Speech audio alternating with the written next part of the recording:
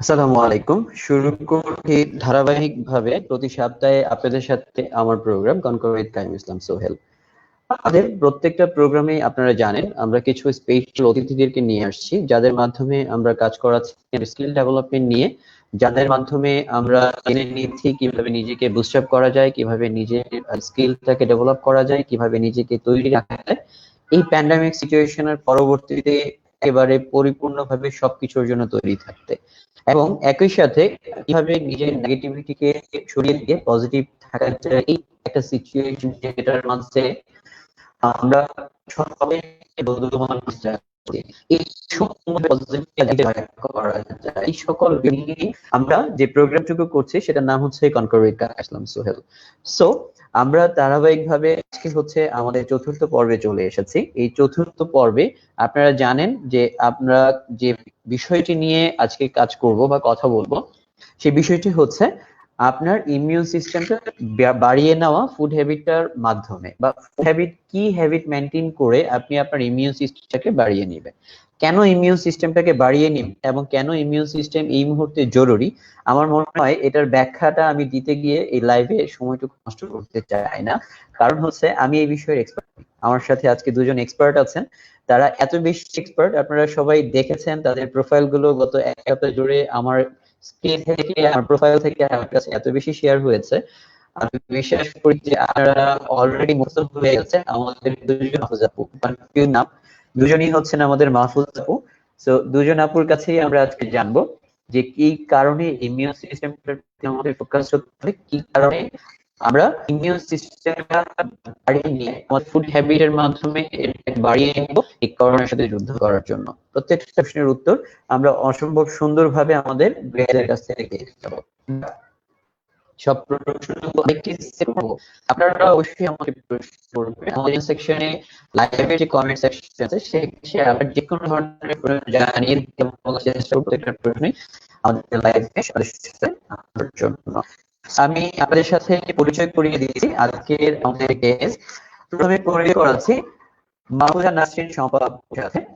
উনি শম্পা আপু আমাদের সাথে আছেন chief nutritionist Hossain imperial hospital চট্টগ্রামের। উনি ওখানে চিফ নিউট্রিশনিস্ট হিসেবে আছেন এবং একই সাথে উনি পিএইচডি ফেলো হিসেবে আছেন জাহাঙ্গীর ইউনিভার্সিটিতে, এবং জিডিএম এবং অনকোলজির উপরে উনি ট্রেনিং করেছেন ইন্ডিয়া থেকে। সো এক্সট্রিমলি একজন এক্সপার্ট আপু আজকে আমরা পেয়েছি আপনাকে আমাদের মাঝে। সত্যি এটা আমাদের জন্য অনেক বড় এবং অনেক বড় একটা ব্যাপার যে আপনাকে আমাদের মাঝে পেয়েছি। এবং একই সাথে আমাদের সাথে আরো একজন আছে, সেরকম নাম নিয়ে আপনি এবং আমরা সবাই মনে আজকে পড়তে পারি, সেটা হচ্ছে মাহফুজা নাসরিন শম্পা। আছেন হচ্ছে ইম্পালস ক্লিনিক্যাল ডায়েটিশিয়ান, এবং উনি হচ্ছেন আমাদের ঢাকা কমিউনিটি মেডিকেল কলেজ যে হসপিটালটা আছে সেটার এক সময়কার চিফ নিউট্রিশনিস্ট ছিলেন। তো দুজন আপুকে আমি আমাদের এই প্রোগ্রামে স্বাগত জানাচ্ছি। আপুরা কেমন আছেন? আলহামদুলিল্লাহ ভালো আছি, আপনি ভালো আছেন? ফ্যান্টাস্টিক আপু। সো আপু আপনাদের সাথে আমি শেয়ার করেছিলাম, লাইভেও আরেকবার শেয়ার করছি, আমার প্রোগ্রামটার প্রধান উদ্দেশ্য হচ্ছে যারা আমাকে শুনছে তাদের সবার স্কিলটাকে ডেভেলপ করা, তাদের স্কিল ডেভেলপমেন্ট নিয়ে কাজ করা। তার ধারাবাহিকতায় যেহেতু আমরা একটা প্যান্ডামিক সিচুয়েশনে পড়ে গেছি, তো স্বাভাবিকভাবে প্যান্ডামিক থেকে কিভাবে উত্তীর্ণ হবে সেটা নিয়ে আমি কাজ করি। এর আগে আমি দুজন ডাক্তার নিয়ে কাজ করেছিলাম, তারা আমাকে জানিয়েছিল ডোন্টস, কি করা উচিত আর কি করা উচিত না। এবং ঠিক একই রকম ভাবে আপনাদের সাথে আজকের আমার এই প্রোগ্রামটা হচ্ছে অ্যাওয়ারনেস প্রোগ্রাম, যেটার মাধ্যমে আপনি আমাদেরকে জানাবেন কিভাবে আমাদের ইমিউন সিস্টেম বুস্ট আপ করতে হয়। বাট তার আগে প্রোগ্রামটার প্রধান উদ্দেশ্যই হচ্ছে স্কিল ডেভেলপমেন্ট। যেহেতু এই প্রোগ্রামের উদ্দেশ্য হচ্ছে আমাকে যারা শুনছে তাদেরকে একটা কেরিয়ার নিয়ে পজিটিভ একটা ভাইব দেওয়া বা পজিটিভ একটা ফিল দেওয়া। তো সেই জন্য আমি প্রথমে আপনাদের কাছ থেকে জেনে নিব আপনাদের এই যে একটা লেভেল আপনারা চলে গেছেন, আপনাদের যে জায়গাতে আপনার যে হসপিটাল আপনি আপনি ডিপার্টমেন্টাল হেড হিসেবে দায়িত্ব পালন করছেন, এই জার্নিটা খুব স্মুথ ছিল না এটা আমি বিশ্বাস করি।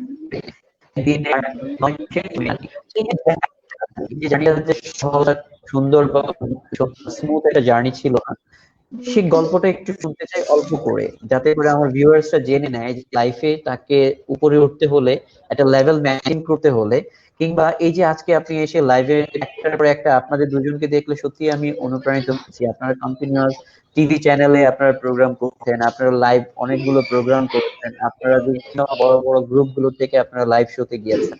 তো এই যে জায়গাটাতে কিন্তু সবাই যেতে পারে না, আমরা কিন্তু সবাইকে দেখি না, বাট আমরা এই আমাদের দুই মাহফুজা আপুকে দেখতে পাচ্ছি, কন্টিনিউয়াস টিভির পর্দায় আমরা আপুদেরকে দেখতে পাচ্ছি, আমাদের রেডিও শোতে আপনাদেরকে দেখতে পাচ্ছি, লাইভ শো গুলোতে আপনাদেরকে দেখতে পাচ্ছি। তো এই জার্নিটা, এই জার্নির গল্পটা আমি অল্প করে আপনাদের কাছ থেকে শুনতে চাই, তারপরে আমরা চলে যাব হচ্ছে আমাদের আজকের টপিক। তো প্রথমে আমি শুনতে চাই হচ্ছে আমাদের সাথী আপুর কাছে, যে সাথী আপুর এই জার্নিটা আমাদের সাথে একটু শেয়ার করবেন।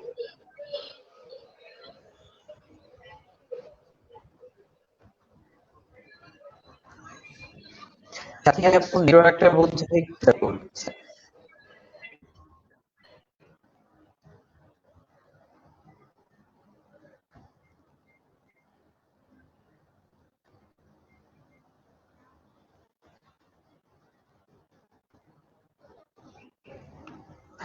ওকে, আমি মনে হয় যতদূর বুঝতে পারছি সেটা হচ্ছে যে ইন্টারনেট আমাদেরকে এই সময়ে আমাদের সাপোর্ট দিয়েছে কিছু জন্য, একই সাথে ইন্টারনেটের জন্যই মাঝে মাঝে আমরা কিছুটা বেকারে পড়ে যাচ্ছি লাইভ প্রোগ্রাম গুলোতে। সো আমার শেষ মাহফুজা আপু আমাদের কাছে ফেরত আসবেন এবং জয়েন করবেন। তো আমি যদি একটু আমাকে যদি আপনি আমাদের সাথে শেয়ার করবেন। আমি আসলে কিছু শুনতে পাচ্ছি না পরিষ্কার করে। ওকে, আমার কথায় কি অসুবিধা হচ্ছে? হ্যাঁ, কথা ভেঙে ভেঙে আসছে। আবার বলুন। কি কি আচ্ছা,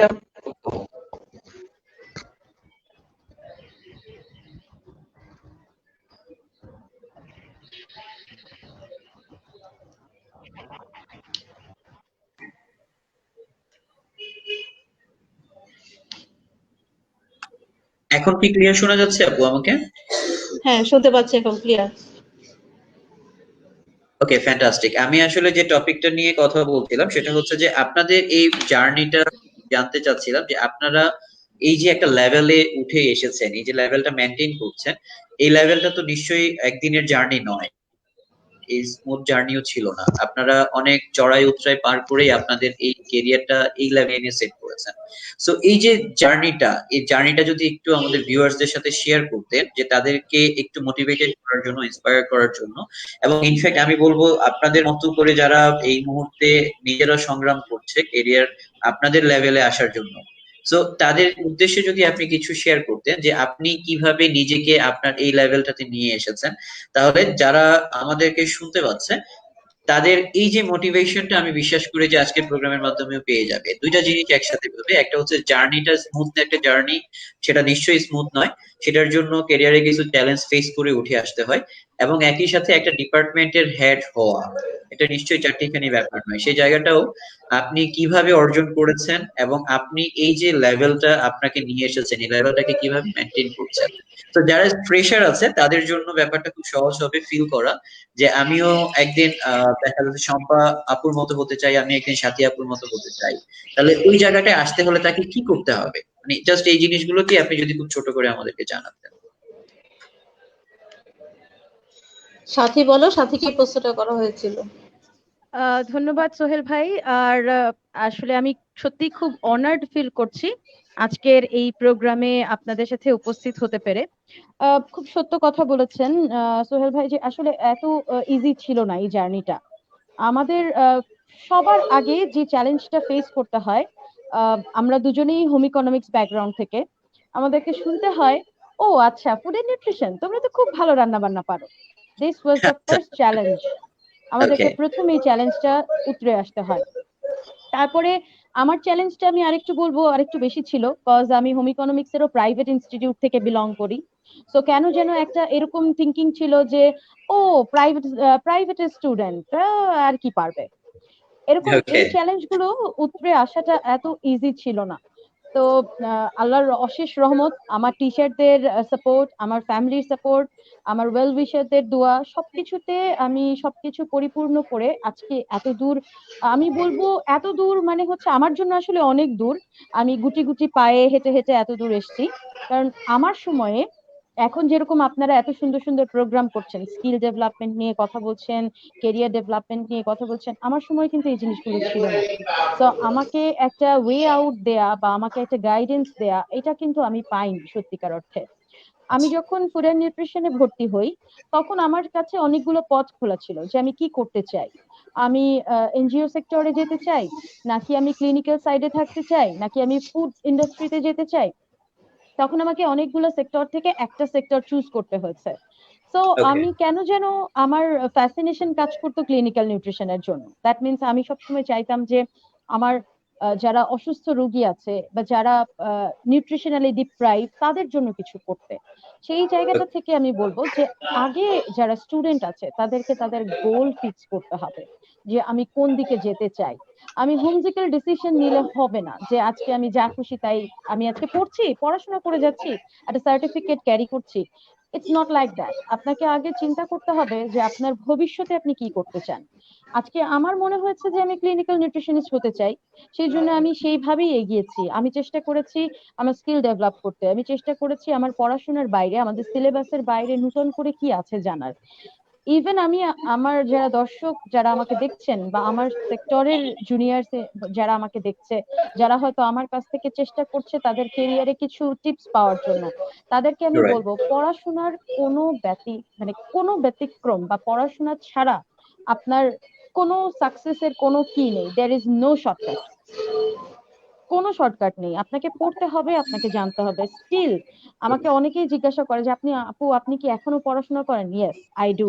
আমি এখনো পড়াশোনা করি।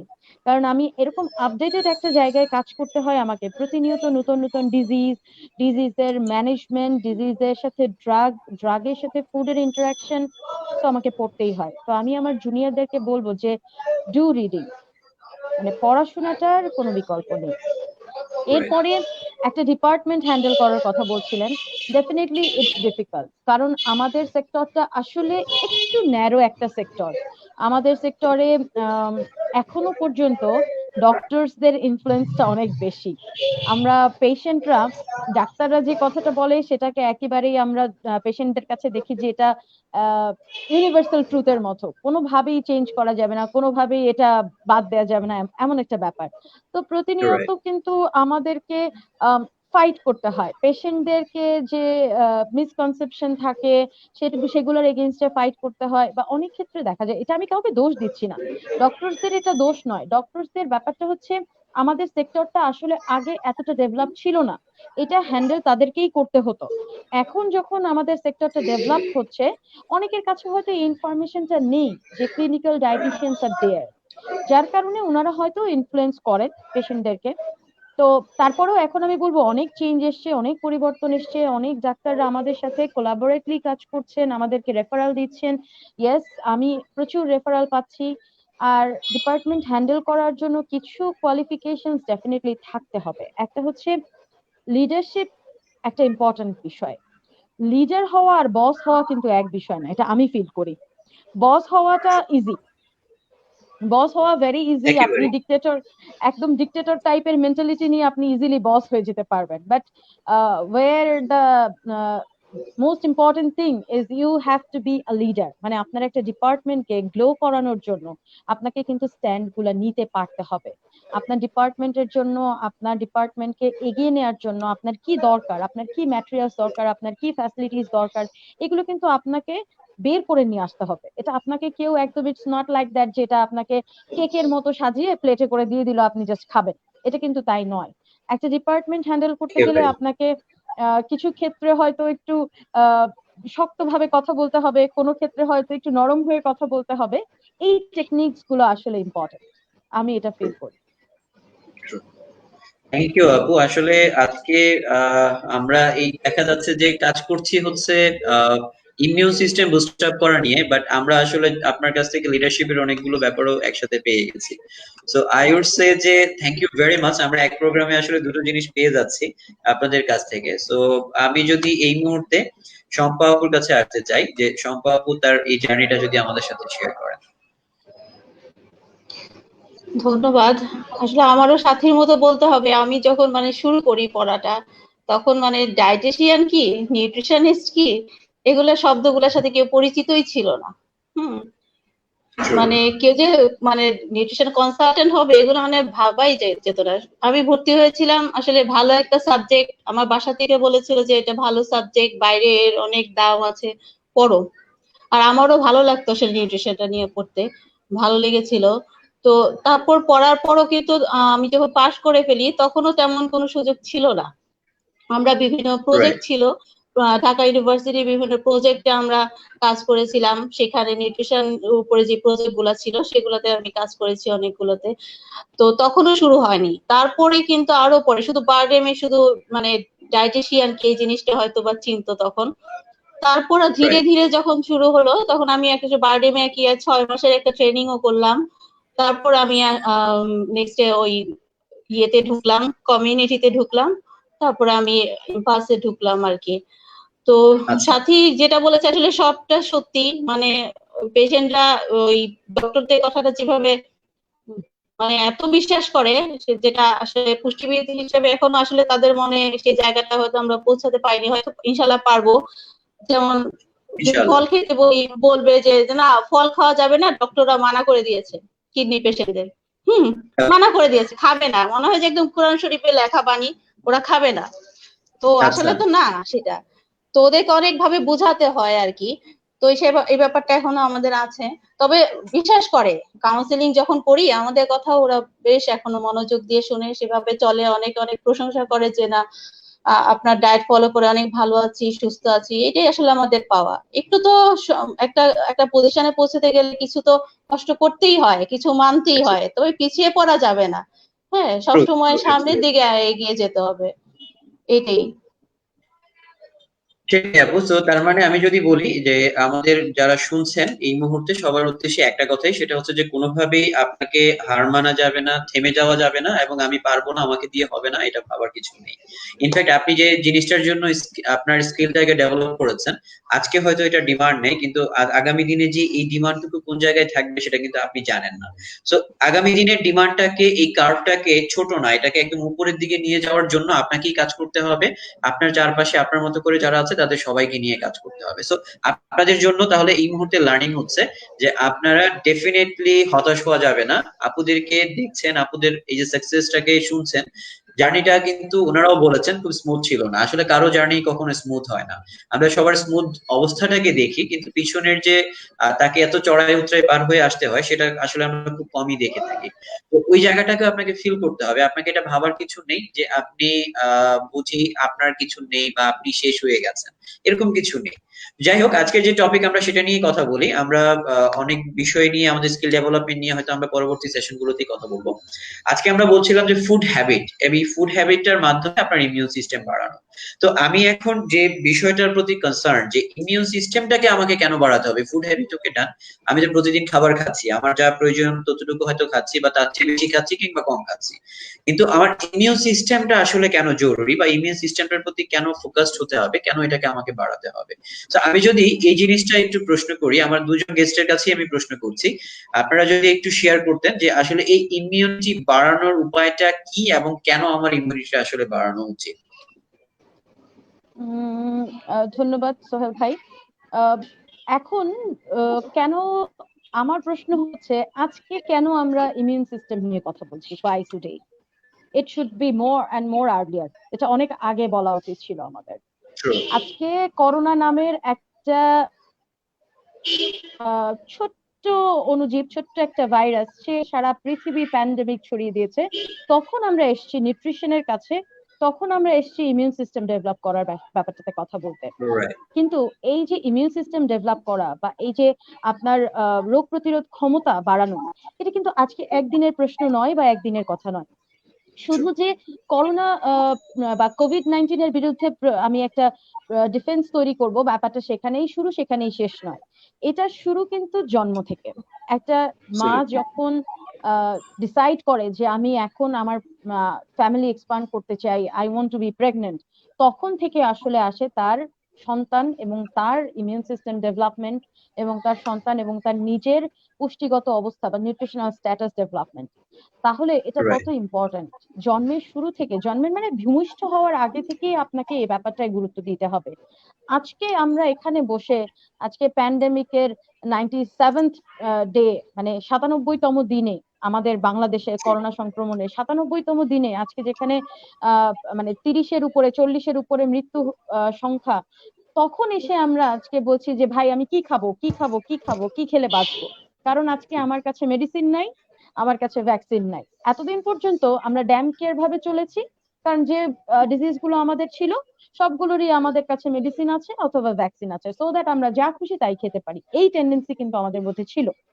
আজকে আমরা নিউট্রিশনের দ্বারস্থ হয়েছি কারণ আজকে আমাদের হাতে ঔষধ নেই, অথচ মানে মেডিসিনের কথা তো অনেক দূরে। Food is the first medicine, food is the first Hilaire.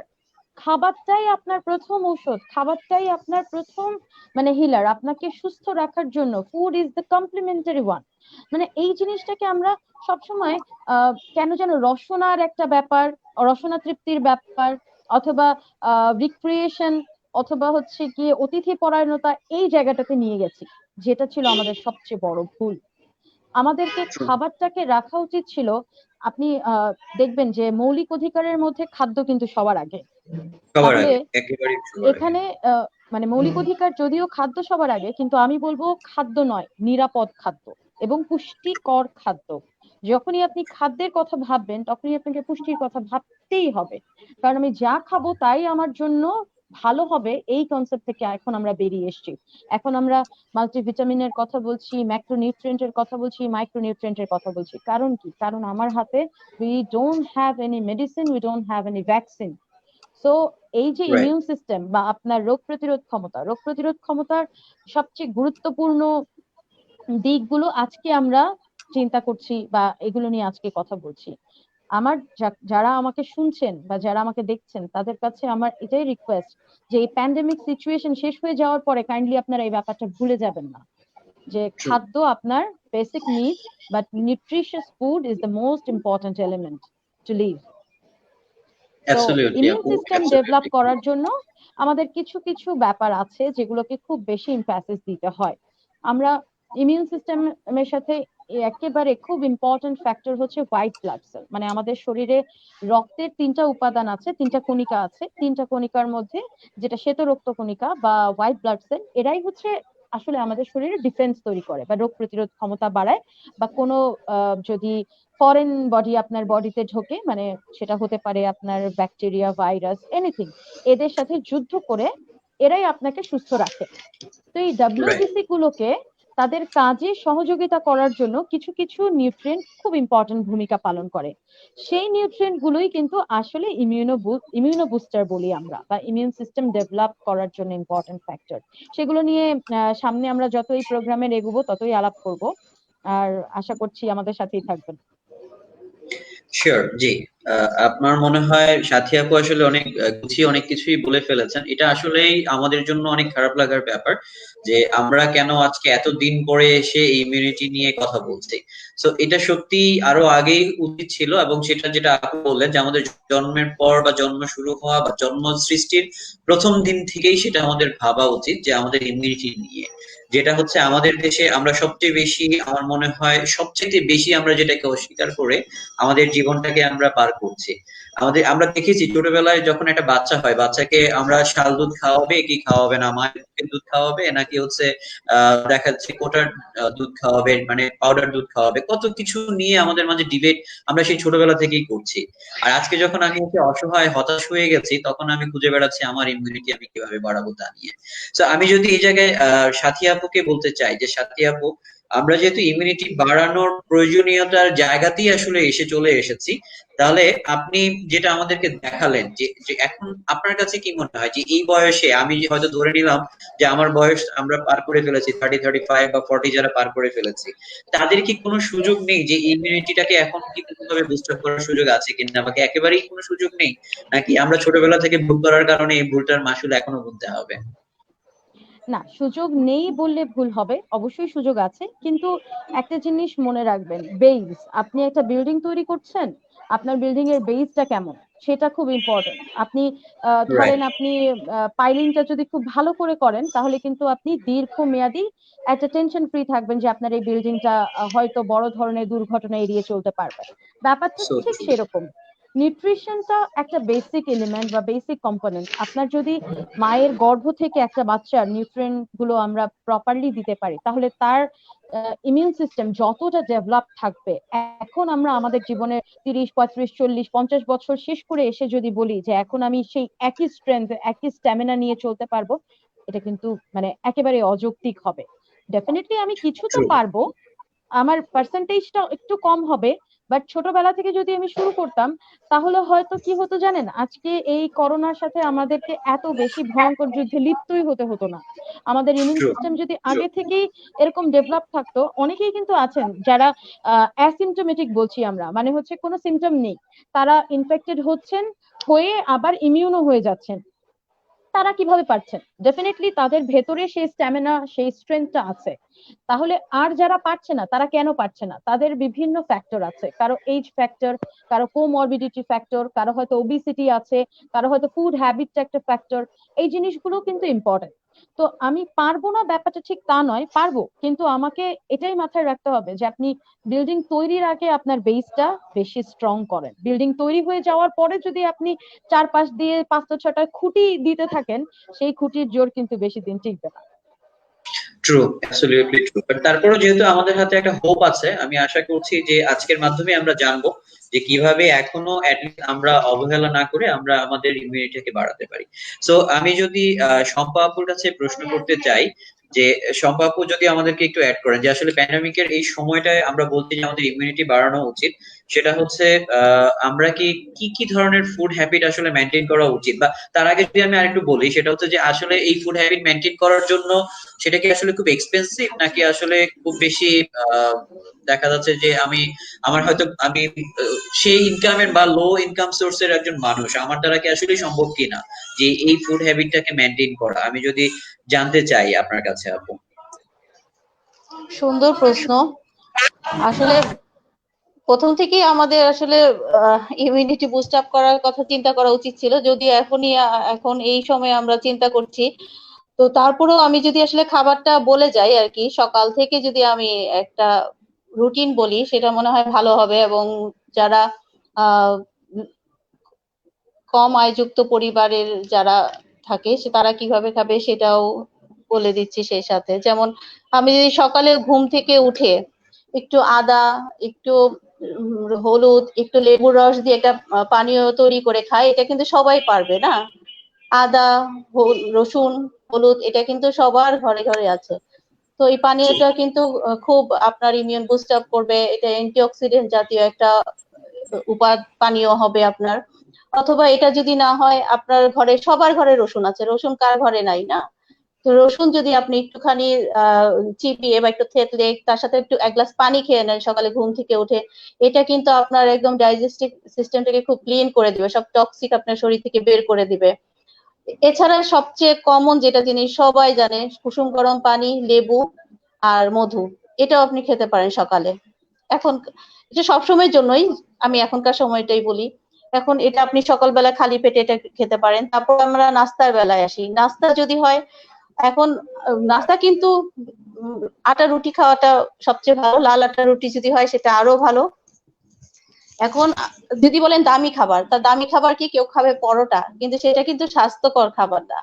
হ্যাঁ, তো আপনি ওই কম দামি খাবারটাই খান, সেটাই আপনার স্বাস্থ্যের জন্য ভালো হবে। আটা রুটিটা খান, সাথে সব রকম সবজি দিয়ে একটি নিরামিষের মতো তৈরি করেন, আর একটা সিদ্ধ ডিম। এক্ষেত্রে যে ডিমটা নিতে না পারবে, সেক্ষেত্রে ডালটা রাখতে পারে, রুটির সাথে ডালটা খেতে পারে, সাথে যদি একটু লেবু চিপে নেয় একদম পারফেক্ট হবে। প্রোটিন এবং আয়রন অ্যাবজর্পশনটা ভালো হবে। তারপর হচ্ছে আপনি যদি তারপরে যাই 10টা-11টার দিকে অবশ্যই ফল রাখতে হবে। এই সময় দেশি ফল যেগুলো আছে, কোনো বিদেশি ফল দামি ফল খেতে হবে না। এখন লিচু আছে, আমলকি, তারপরে জামরুলে প্রচুর ভিটামিন সি, লিচুতে প্রচুর পরিমাণে ভিটামিন সি, যেহেতু এখন ভিটামিন সি খাওয়ার ব্যাপারে জোর দেওয়া হচ্ছে, রোগ প্রতিরোধ ক্ষমতা বাড়ায় ভিটামিন সি। তো দেশি যে ফলগুলা আছে সেগুলা খাবে কোনো একটা।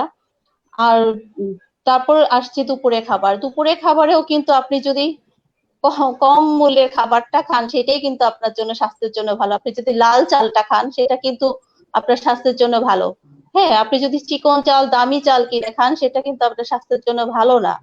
হ্যাঁ, তো সেটা ভাত রাখলেন, এক পিস মাছ বা মাংস। এই ক্ষেত্রে বলতে পারেন যে মাছ মাংস তো সবাই খেতে পারবে না, সেক্ষেত্রে আমি বলবো ডালের কথা।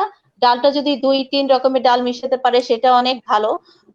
আর হচ্ছে যদি ডাল খেতে ডালটা নিতে পারে, আর সাথে শাকসবজি, তো শাক তো সবসময় পাওয়া যায়, দুপুরবেলা যেন শাকটা থাকে। আমি বলবো না দুপুরবেলা সবজি করার দরকার নেই, শাকটা অনেক রকমের লিফি ভেজিটেবলস আছে আমাদের, খুব কম দামেই পাওয়া যায়, সে একরকম শাক রাখবে, ডাল রাখবে, আর ভাত তো থাকবেই। আর যদি আপনি অ্যাফোর্ড করতে পারেন মাছ বা মুরগির মাংস, এগুলা রাখবেন। আর সাথে অবশ্যই লেবু দিয়ে খাবেন, যে ডালটা খাবে বা ইয়ে খাবে সাথে একটা লেবু থাকতে হবে। আর যারা আরেকটু খেতে পারে, মানে অ্যাফোর্ড করতে পারবে, তারা সালাদের আইটেমটা রাখতে পারে সাথে, সেটা তার জন্য ভালো। এখন বিকেলের নাস্তায় যদি আসি, সেখানে একটু আমি ফলটা আসলে একটু বেশি দিচ্ছি, কারণ ভিটামিন সির জন্য। বিকালে আপনি ফলের একটা ফ্রুট সালাদ করে খেতে পারেন। আর এছাড়া দই বা বিকালের নাস্তায় যাদের আর কি অবস্থা সম্পন্ন আমাদের দেশে, বিকালের নাস্তাটা মানে এত রাজকীয় করতে চায়, অনেক গৃহিণী আছে যে ইউটিউব দেখে দেখে নতুন নতুন রেসিপি তৈরি করে মানে বিকালে নাস্তা করে।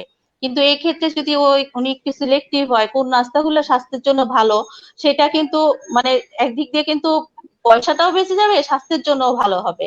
বিকালের নাস্তায় যদি আমি আহ ওই ওই চিকেন পিৎজা টিজ্জা এসব না বানিয়ে আমি যদি একটু হালিম কিন্তু খুব স্বাস্থ্যকর একটি খাবার, সব রোজার মধ্যে খেতে হবে তা কিন্তু না, সব রকম ডাল দিয়ে হালিম Right. যদি তৈরি করি, দই চিরা কলা, এটা চিরা তো সহজ কম দামি খাবার না, চিরা দই চিরা কলাও কম দাম, 2 টাকা দিয়ে কলা পাওয়া যায়, তো এটা খাই, সেটাও স্বাস্থ্যের জন্য কিন্তু ভালো, আমার ফলটাও হয়ে যাচ্ছে, সবকিছু হচ্ছে, বা চিরা কলা খেলেও হবে সেক্ষেত্রে। তারপরে ছোলাটাও খুব ভালো, ছোলাটা খেতে পারে। যাদের একটু অবস্থা ভালো, তারা একটা ইয়ে নিতে পারে, নুডলস নিতে পারে, মানে হোল গ্রেইন পাস্তা যেগুলা, সেটার সাথে সালাদ অ্যাড করে নিতে পারে, এই টাইপের নাস্তা নিতে পারে। আর হচ্ছে রাতের খাবারে যাই, রাতের খাবারেও সেম দুপুরের মতো ভাত বা রুটি যার যেটা পছন্দ খাবে, সাথে এক পিস মাছ বা মুরগি অথবা সবজি, মাছ মুরগি না থাকলে ডালটা নিবে উনি। এই আর রাতে Okay. ঘুমানোর আগে যে পারে সে 1 গ্লাস দুধটা আসলে রাখা উচিত, দুধের সাথে একটু যদি হলুদ দিয়ে খাওয়া যায়, 1 চিমটি হলুদ, সেটা গোল্ডেন মিল্ক বলা হয়, এটা খুব ভালো রাতে। এই সময়ে বলবো যে সবাই যেন রাতে দুধটা যখন খায় 1 চিমটি একটু হলুদ, আচ্ছা হলুদটা কিন্তু আমাদের বাজারে কেনা হলুদটা না হয়, যদি আমরা হলুদটা কিনে সেটা যদি পেস্ট করে দিতে পারি সেটা সবচেয়ে ভালো হয়। সেটা কিন্তু আরো সহজ না, হলুদ কেনা থেকে কাঁচা হলুদটা কিনে ঘরে রেখে খেলাম, সেটা অনেক ভালো হবে, সবার ঘরেই থাকে। এটা খাওয়া যায়। দুধ যার অসুবিধা আছে, যার ল্যাকটোজ ইনটলারেন্স আছে, ছানা খেতে পারে, দই খেতে পারে, বা কেউ ইচ্ছা করলে একটু পনির নিতে পারে, দুধ জাতীয় একটা আইটেম যদি রাতে রাখে সেটা ওনার জন্য ভালো হবে। আর যে কিনা এগুলা দুধ খেতে পারবে না, তাকে আমি বলবো অন্তত 1 গ্লাস ডাল যেন খায় উনি। হুম 1 গ্লাস ডাল রাতে বেলা খেতে পারে, সমস্যা নেই। এই আমার মানে আমি সব কিছু একসাথে বলে দিলাম, এরকম ডায়েটটা হতে পারে আর কি এখনকার থ্যাংক ইউ সময়। আপু, আসলে অনেকগুলো প্রশ্নের উত্তর আপনার এখান থেকেই চলে আসলো। আমি যদি বলি যে এক সময় মতো কি, আমি আসলে বড় হয়েছি চা বাগানে, সিলেট শ্রীমঙ্গলে হচ্ছে আমার বাসা। তো শ্রীমঙ্গলে আমরা যখন বড় হয়েছি, তো আমাদের মানে যেটা বলতো কি, আমি জাস্ট একটু আমার কথাই শেয়ার করি। তো আমার বাসায় 2 ধরনের আটা পাওয়া যেত, একটা হচ্ছে লাল আটা আর একটা হচ্ছে সাদা আটা। লাল আটাটা হতো কি, যে বাগানের শ্রমিকরা যারা কাজ করতো তাদেরকে রেশনে, বা বাগানে যারা কাজ করতো অফিসার্স এন্ড শ্রমিক সবাইকেই এটা রেশনের জন্য এই লাল আটাটা দেওয়া হতো। তো সামহাও আমার ফ্যামিলি মেম্বার্স ওখানে হচ্ছে বাগানে চা বাগানেই কাজ করতেন। তো সেই সুবাদে আমার কিছু পাওয়ার সুযোগ হয়েছিল এবং হচ্ছে যে পরিচিতদের কাছ থেকে কিনে নেওয়ার একটা সুযোগ হয়েছিল। কিন্তু তখন ছোটবেলায় মনে হতো কি যে লাল আটা এটা খাবো, এই জিনিসটা যে একটা ব্যাড ফিল দিত, মনে হতো লাল আটা আমি কেন খাবো, সাদা আটা খাওয়া উচিত। আর এখন এসে আমি যদি আমার কথা বলি, আমি আমি নর্মালি হয় কি যখন কিনতে যাই তখন আমার প্রথম প্রায়োরিটি থাকে হচ্ছে লাল আটাটা কোথায় খুঁজে পাওয়া যায়। তো এখন দেখেন ফুডের জায়গাতে আসলে আমরাও অনেকখানি একটা জায়গায় আমরাও একটা ব্যাড মেসেজ পেয়ে ছোটবেলা থেকে বড় হয়েছি, কিংবা একটা ব্যাড ইমপ্রেশন নিয়ে আমরা বড় হয়েছি, যেটা আমরা আসলে এভাবে হওয়া উচিত ছিল না। বাট এখন এটা অনেক ভালো একটা দিক যে আপনারা আসলে আমাদেরকে প্রচুর পরিমাণে এডুকেটেড করছেন, আমাদেরকে অনেক কিছু শেখাচ্ছেন, যার কারণে আমরা এখন বুঝে উঠতে পারছি লাল চাল আমার খাওয়া উচিত, লাল চিড়া খাওয়া উচিত, আমার দেখা যাচ্ছে যে লাল আটা খাওয়া উচিত। ময়দা দিয়ে আমি যদি পরোটা বানিয়ে খাই সেটা হয়তো হ্যাঁ আমার বড় লোকের খাবার, বাট ময়দা দিয়ে দেখা যাচ্ছে যে তেল দিয়ে আমি পরোটা বানিয়ে খাচ্ছি, সেটা আমি কিন্তু আমার নিজের বারোটা বাজাচ্ছি। এই যে ফিলটা, এই ফিলটাও কিন্তু সত্যিকার অর্থে আমরা একটা সময় পেতাম না। আমার কাছে মনে হতো আমি পরোটা ছাড়া নাস্তা করব, এটা কিভাবে সম্ভব? আমি দেখা যাচ্ছে যে যেটা বলছিলেন পিৎজা ছাড়া আমি নাস্তা করবো, এটা কিভাবে সম্ভব? আমি বার্গার খাবো না, এটা কিভাবে সম্ভব? বাট আমি কিন্তু ফিল করি নাই যে আমি হয়তো এই চিড়াটাকে ভিজিয়ে চিড়ার পানিটাকে যদি আমি গ্রহণ করি, সেটা আমার জন্য অনেক মানে আমার শরীরের জন্য আমার সবকিছুর জন্য অনেক ভালো। কিংবা আমি যদি লাল চালটা খাই সেটা আমার জন্য হচ্ছে ডেফিনেটলি আমার হজমের জন্য বলেন বা আমার শরীরের জন্যই বলেন, সেটা হচ্ছে আমাকে এক্সট্রিম লেভেলের একটা সাপোর্ট দিচ্ছে। তো এই জিনিসগুলো আসলে আমাদেরকে তো মানে শেখানোর জন্য আপনারা ছাড়া ছিলেন না। তো আপনারা আজকে আমাদেরকে শিখাচ্ছেন, it's truly blessings for us যে আপনারা আজকের এই সময়ে আমাকেও সময় দিয়েছেন। ইনফ্যাক্ট আমাকে সময় দেওয়া ছাড়াও আপনারা আপনাদের প্রফেশনে, আপনাদের হসপিটালে আপনারা কন্টিনিউয়াস এই সময়গুলো আপনারা মানুষজনকে দিচ্ছেন, এবং আমি বিশ্বাস করি যে মানুষরা এই জিনিসগুলো গ্রহণ করছে। যারা গ্রহণ করছে না তারা কিন্তু আজকে সাফার করছে। আজকের এই সময় আমাদেরকে শিক্ষা দিচ্ছে প্যান্ডেমিক, যে আমার শরীরটার প্রতি আমি যত বেশি অযত্ন করেছি, শরীরটাকে যত বেশি আমি পানিশমেন্ট দিয়েছি, শরীর ঠিক তো সেই পরিমাণে পানিশমেন্ট এখন আমাকে দেওয়ার জন্য রেডি হয়ে আছে। সো আমার শরীরটাকে যদি আমি সর্বোচ্চ পরিমাণে যত্ন নিতাম, তাহলে সর্বোচ্চ পরিমাণে সাপোর্ট আমি আমার ভিতর থেকে অটোমেটিক এখন পেতাম। আমার ভেরি এটা ট্রু। নিয়ে টেনশন করা লাগতো না যে আমি আসলে এই সময় কিভাবে পার করব, আমি কিভাবে এই প্যান্ডেমিকটা সিচুয়েশনটাতে আমি ওভারকাম করবো, এগুলো নিয়ে আমার টেনশন করা লাগতো না।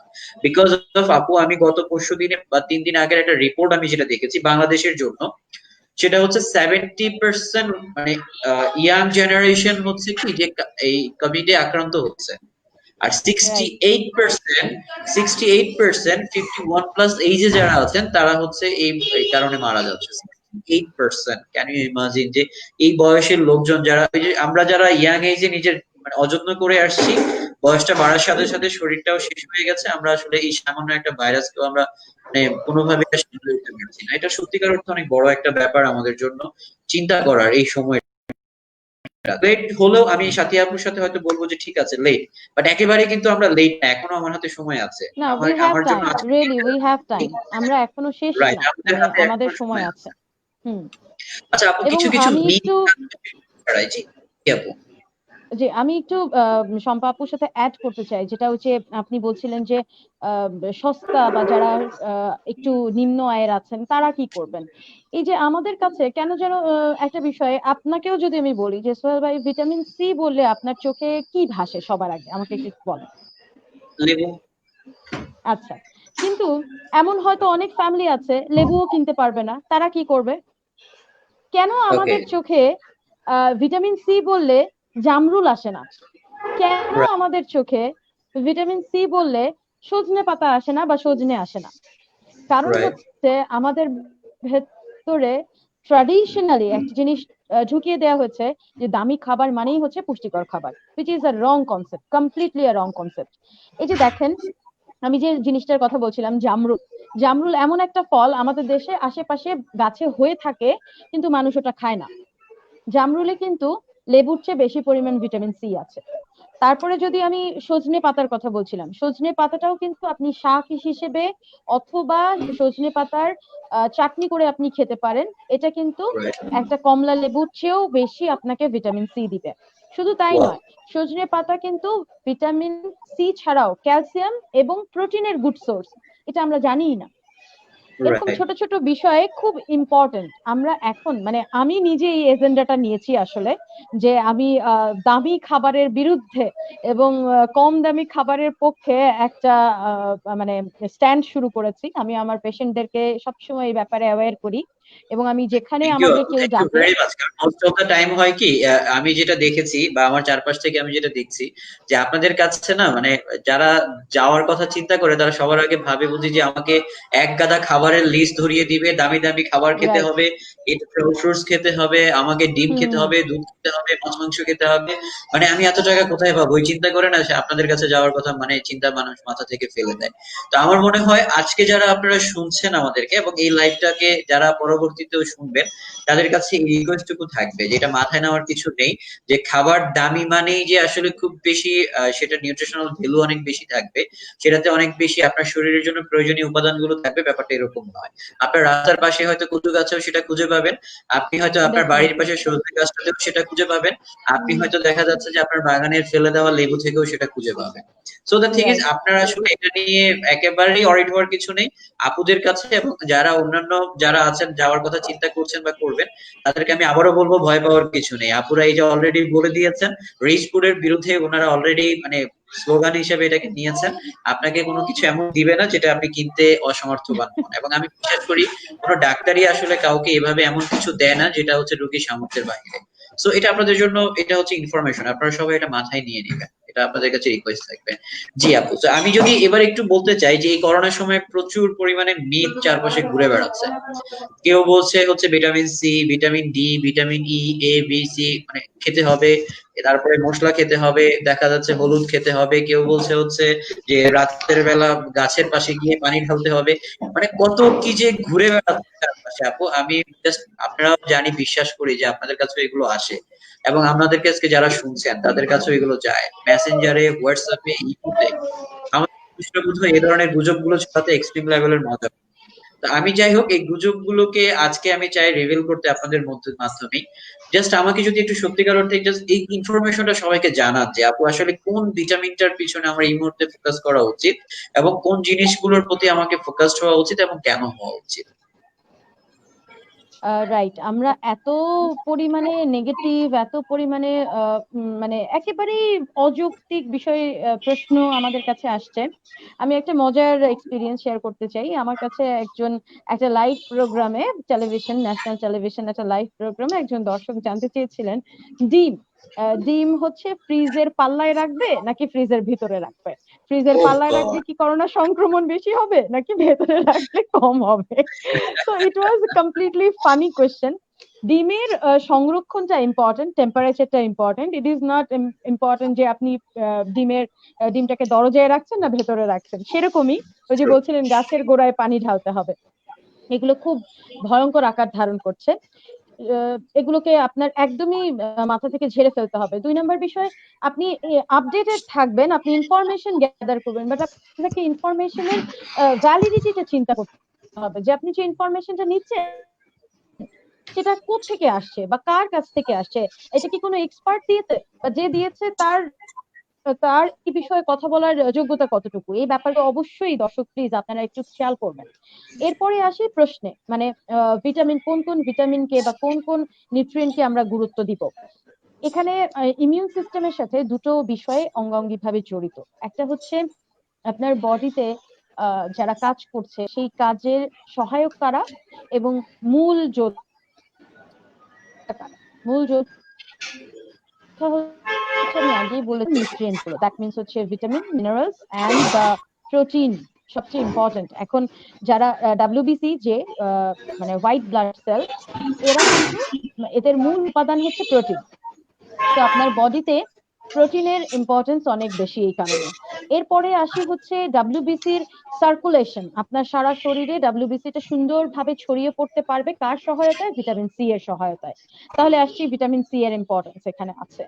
এরপরে ইম্পর্টেন্ট বলছি আমরা ভিটামিন ডি এর কথা। কেন বলছি? ভিটামিন ডি হচ্ছে আপনার কার্ডিয়াক মাসল এবং হচ্ছে লাং মাসল, যেগুলো এই মাসলের অ্যাক্টিভিটি বাড়াতে সাহায্য করে, বা হচ্ছে ডাইলেশন যেটাকে বলি আমরা, প্রসারণ, এগুলোতে খুব উপকারী ভূমিকা পালন করে। দ্যাট মিনস আপনার ভিটামিন ডি একটা ইম্পর্টেন্ট বিষয়। তারপরে আসি জিঙ্কের কথা। জিঙ্ক কেন ইম্পর্টেন্ট? জিঙ্ক ইম্পর্টেন্ট বিকজ আমাদের শরীরে 3000-এর উপরে এনজাইমের কোএনজাইম হিসেবে জিঙ্ক কাজ করে। দ্যাট মিনস আপনার শরীরে যতগুলো মেটাবলিক রিয়াকশন হবে সেগুলোর কোথাও না কোথাও জিঙ্কের ইনভলভমেন্ট আছে, হয়তো মুখ্য নয়তো গৌণ, কিন্তু আছে। এরপরে আসছি, এটা একেবারেই রিসেন্ট, যদিও মানে গাইডলাইনে এসছে অথবা হচ্ছে আপনার মাত্র এটা নিয়ে কথা শুরু হয়েছে, কিন্তু আমি এই বিষয়টা নিয়ে আরো 1 মাস আগে থেকে কথা বলছি। সেলেনিয়াম, এই সেলেনিয়ামটা নিয়ে আমাদের মধ্যে কথাই হচ্ছিল না, বাট গতকালকে আমি দেখলাম গাইডলাইনে কিন্তু সেলেনিয়ামকে অ্যাড করা হয়েছে। That means selenium is also a important nutrient, যে আমি আমার ইমিউন সিস্টেমকে ডেভেলপ করতে পারবো। এখন আমি শুধু এই কঠিন কঠিন নামগুলো জানলেই তো হবে না।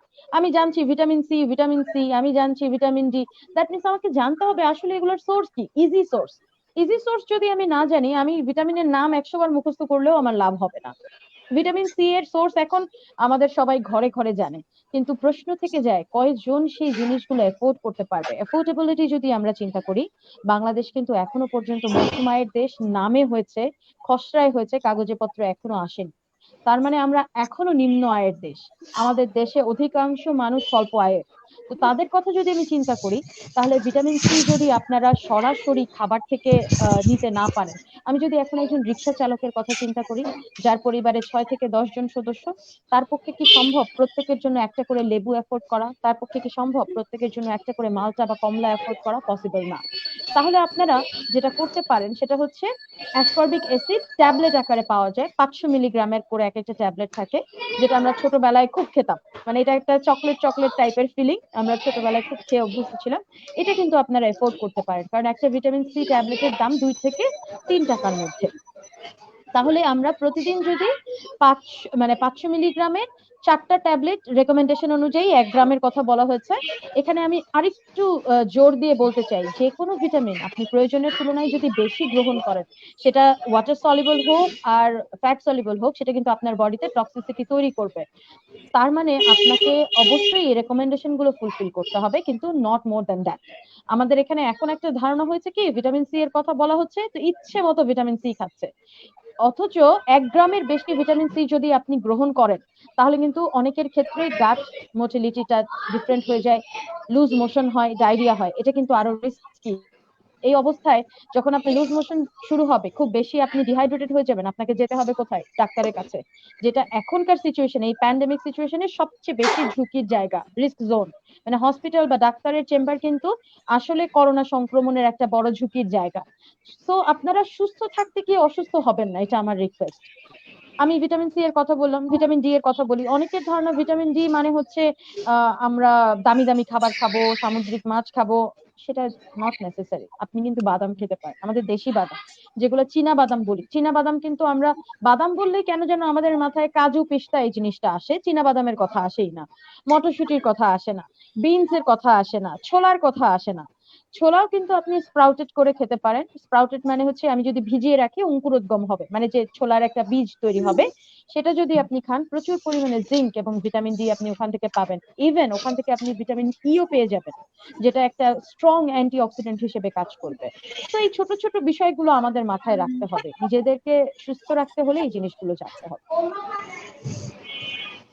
তো থ্যাংক ইউ ভেরি মাচ। আমরা আসলে যারা শুনছিলেন তাদের জন্য যদি বলতে চাই যে আমাদেরকে মাথায় রাখতে হবে vitamin C, vitamin D, zinc, এই জিনিসগুলোর প্রতি একটু ফোকাস করতে হবে। ভিটামিন সি এর উৎস শুধুমাত্র যে ছোটখাটো দুই একটা বিষয় নয়, সেটা অনেকগুলো নাম অলরেডি আপু বলে দিয়েছেন। এই ছোট্ট একটি লাইভের মাধ্যমে আপনাকে হয়তো আমরা বলতে পারবো না যে সবগুলো ফ্রুটস এর নাম বা সবগুলো সোর্সের নাম। আপনি যদি ফেসবুকে আজকে আমাদের এই লাইভটা দেখতে থাকেন, তাহলে আমি জানি, বিশ্বাস করি যে আপনি ফেসবুক চালাতে পারলে ডেফিনেটলি গুগল সার্চও আপনি করতে পারেন।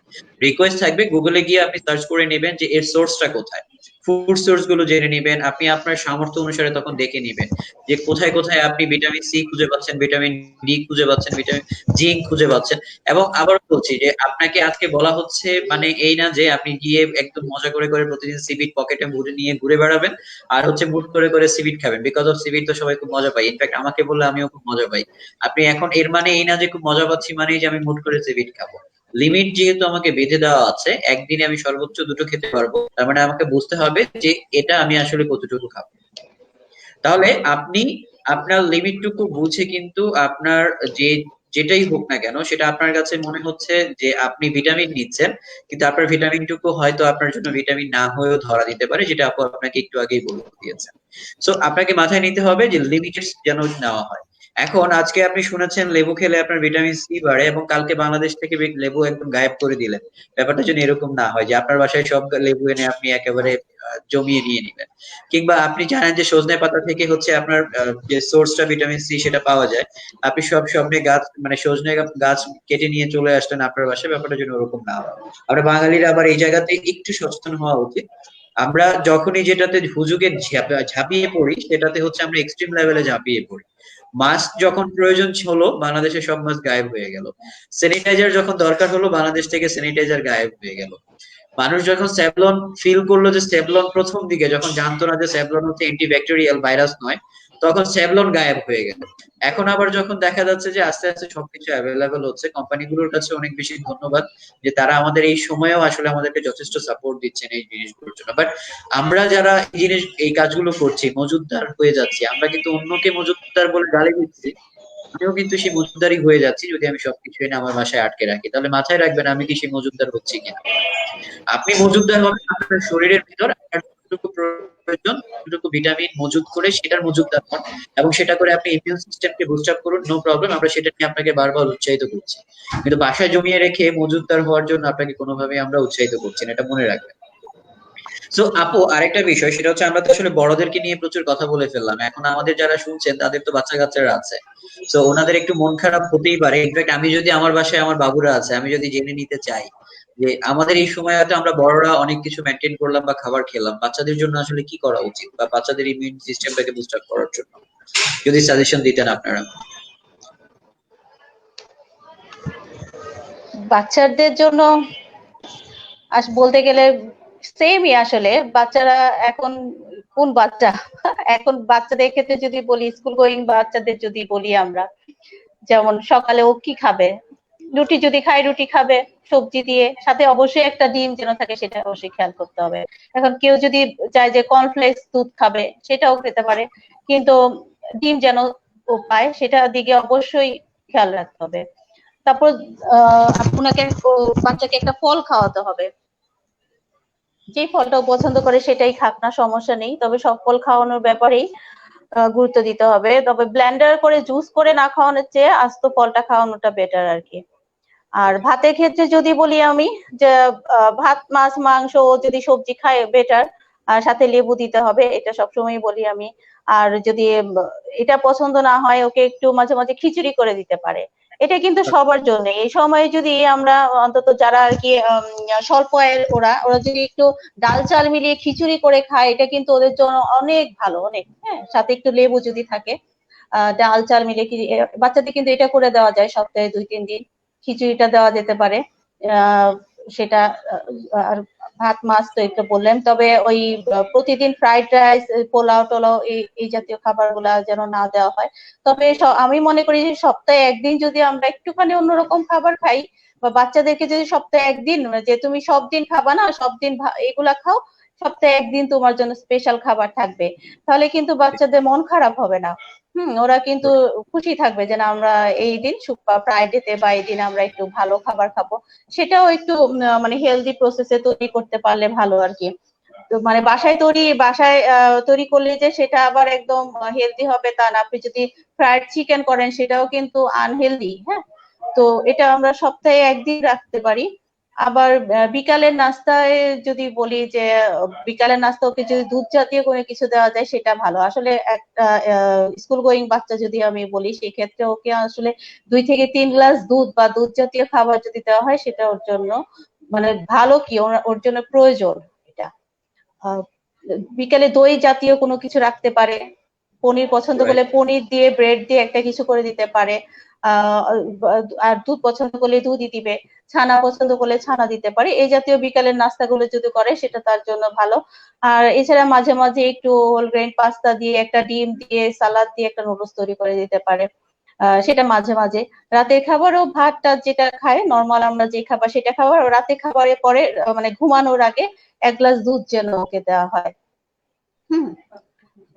1 গ্লাস দুধ মানে আমি বলতে চাচ্ছি, একটা ডিম, দুধ এবং মাছ বা মুরগির মাংস, এটা যেন তার খাবারে থাকে। এবং অনেকে আছে যে মুরগি বাচ্চা চিকেন খায়, মানে ফিশ খেতে চায় না, সব সময় চিকেন খায় এবং সবসময় চিকেন দিয়ে যাচ্ছে মা, এটা যেন না হয়।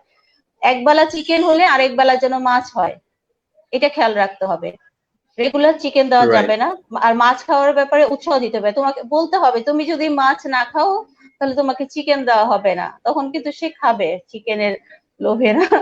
তো সেই ব্যাপারগুলো একটু খেয়াল রাখতে হবে।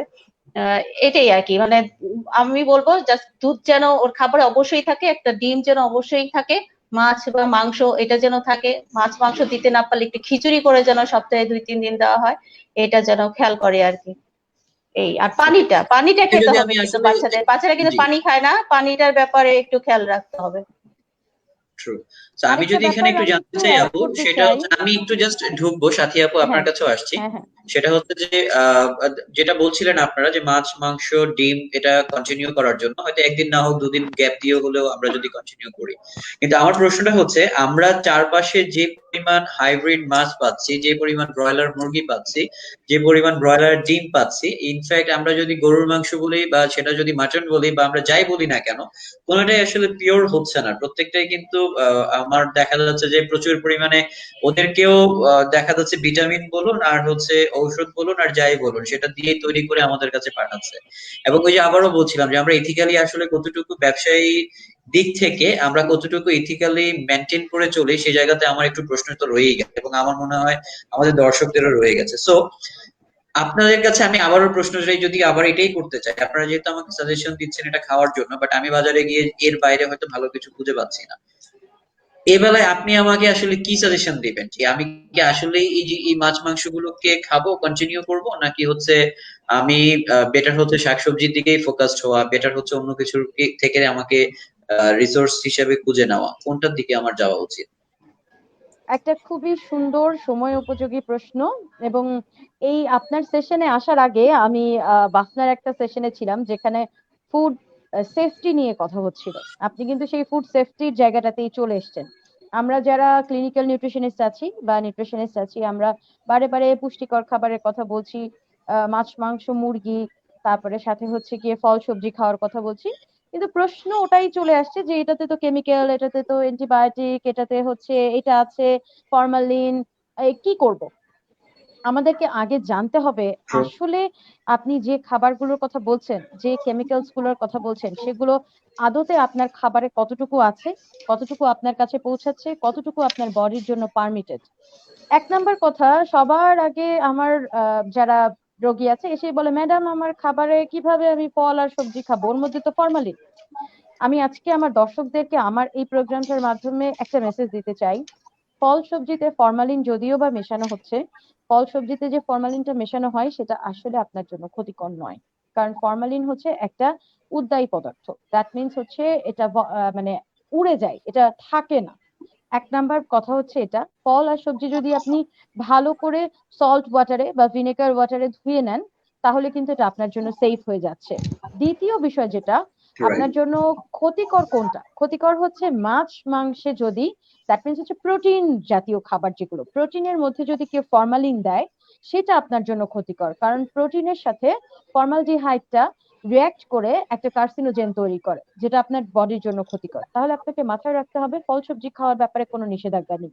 দ্বিতীয়ত আপনাকে মাথায় রাখতে হবে যে আপনি এটা খেয়াল করবেন, দেখবেন, দেখে নিতে হবে, যাচাই করে নিতে হবে যে আপনার যে মাছ মাংস বা আপনি ডিম খাচ্ছেন বা দুধ খাচ্ছেন সেটাতে ফরমালিন আছে কিনা। থাকলে সেটা আপনাকে অ্যাভয়েড করতে হবে। আরেকটা প্রশ্ন যেটা খুব বেশি মানে হট টপিক, ব্রয়লার চিকেন। সবাই এসে বলে, ম্যাডাম ব্রয়লার চিকেন কে আমার বাচ্চাদেরকে দিতে চাই না বা আমি খেতে চাই না, ব্রয়লার চিকেনে তো এটা থাকে সেটা থাকে। এই প্রশ্নটার উত্তরে আমি বলবো, ব্রয়লার চিকেন কিন্তু এখনকার সময়ে মানে এই সময়ে যদি আপনি কোনো ভালো ব্র্যান্ড থেকে কেনেন, তাহলে কিন্তু আপনার জন্য সেফ। কারণ ব্রয়লার চিকেন গুলাকে অ্যান্টিবায়োটিক দেওয়া হয় রোগ মুক্ত রাখার জন্য। আপনার বডিতে পারমিয়েবল রেঞ্জ অনুযায়ী যদি সেটা দেয়া হয়, তাহলে সেটা আপনার জন্য মোটেও ক্ষতিকর না। আরেকটা প্রশ্ন, আপনি খাবারটা নিশ্চয়ই কাঁচা খান না। আপনি ডিম বা হচ্ছে মুরগির মাংস যেটা, সেটা অবভিয়াসলি আপনি রান্না করে খাচ্ছেন। আর ট্র্যাডিশনালি আমাদের যে cooking temperature, that is above 100, মানে আমরা 100 ডিগ্রির উপরে টেম্পারেচার ইউজ করি কুকিং এর জন্য।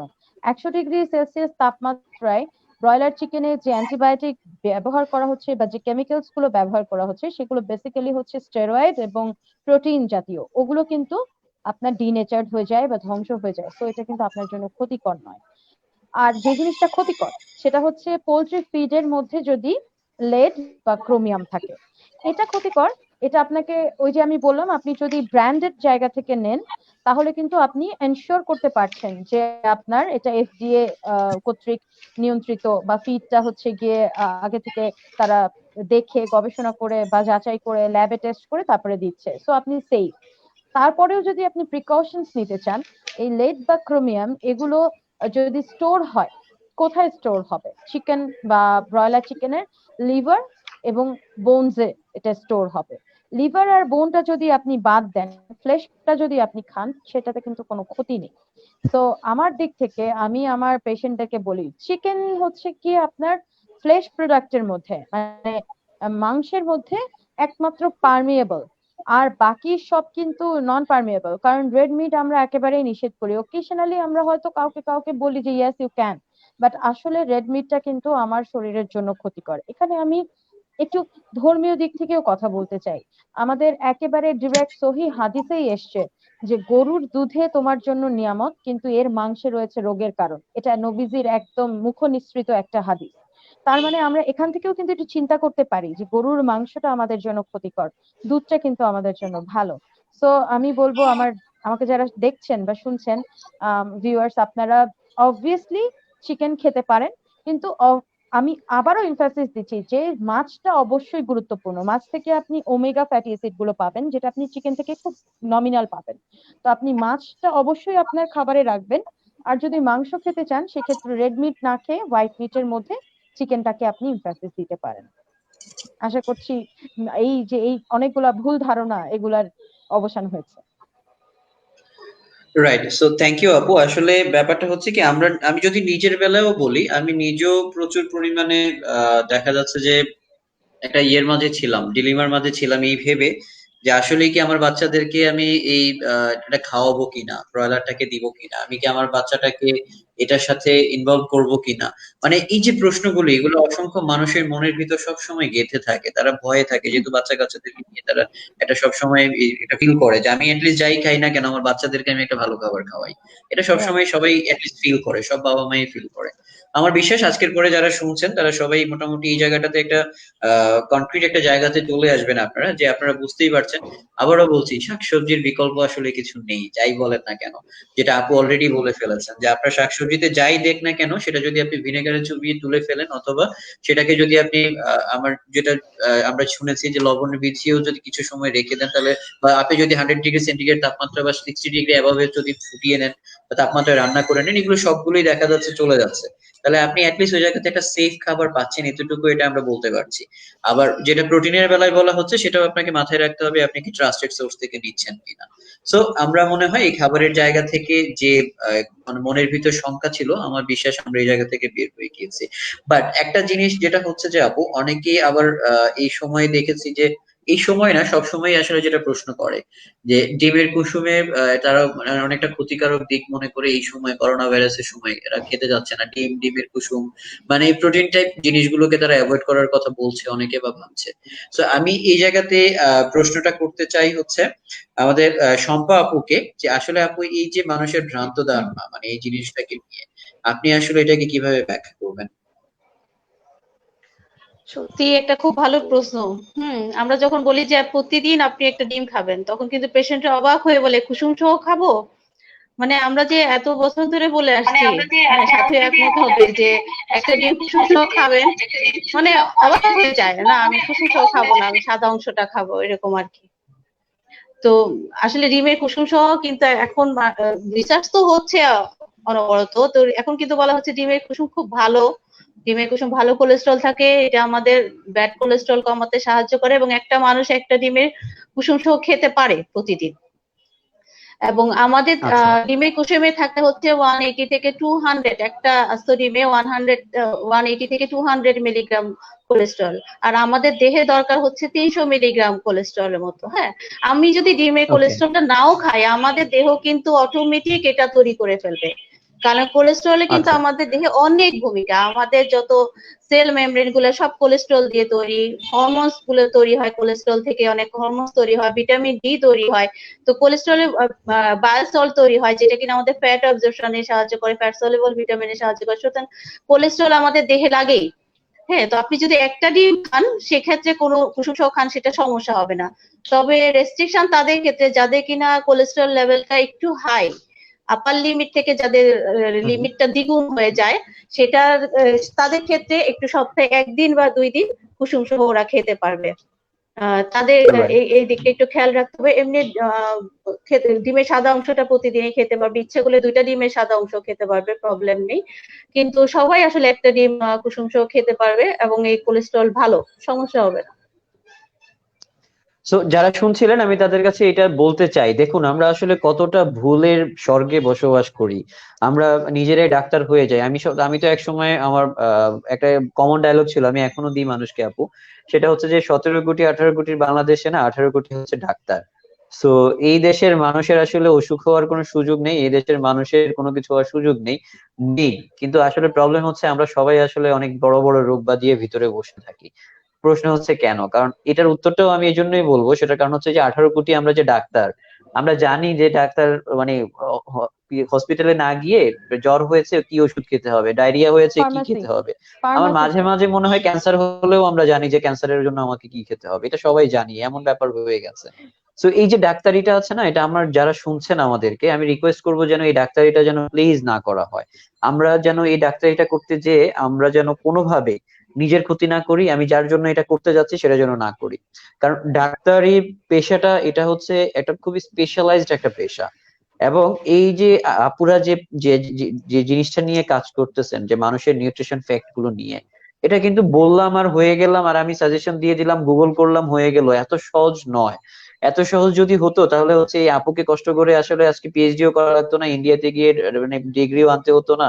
আর এখনো আমি এই যে আপুকে আপনারা যারা দেখছেন, আমার বিশ্বাস আপনারা এটা ফিল করেছেন যে আপু হাতে সুন্দর করে কলম নিয়ে কাগজে খসখস করে লিখছেন, কাগজের শব্দ আমি এখান থেকে টের পাচ্ছি। সো এই যে যে ব্যাপারগুলো যে শম্পা আপু আজকে এখনো পড়াশোনা করছে, এই যে এই ফিলটা আমরা এখনো পাচ্ছি, হোয়াই? বিকজ অফ তাদেরকে প্রচুর পরিমাণে জানতে হচ্ছে।